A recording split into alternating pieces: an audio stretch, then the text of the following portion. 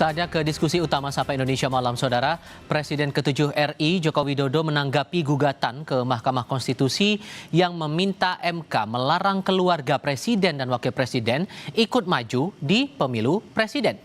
Jokowi bilang siapapun warga negara punya hak untuk mengajukan gugatan.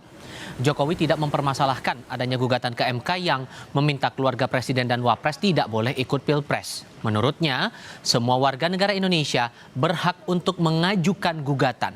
Ia meminta semua pihak menunggu apa yang akan diputuskan nanti oleh MK atas gugatan itu.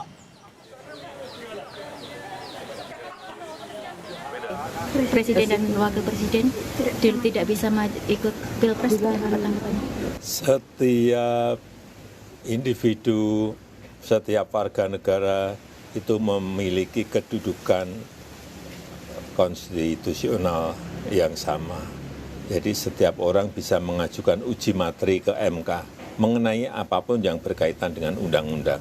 Nah, ini kita tunggu saja proses di MK, nanti keputusan MK itu yang harus kita hormati. Ya. Siap.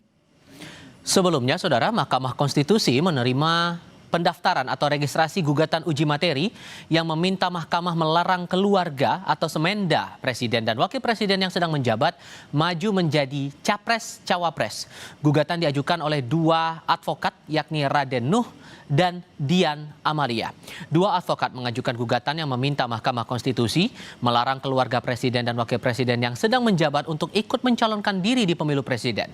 Menurut mereka dalam permohonan, tidak adanya pembatasan dalam undang-undang membuat Pilpres rawan konflik kepentingan, kesempatan melakukan nepotisme, hingga tekanan kekuasaan di dalam Pilpres.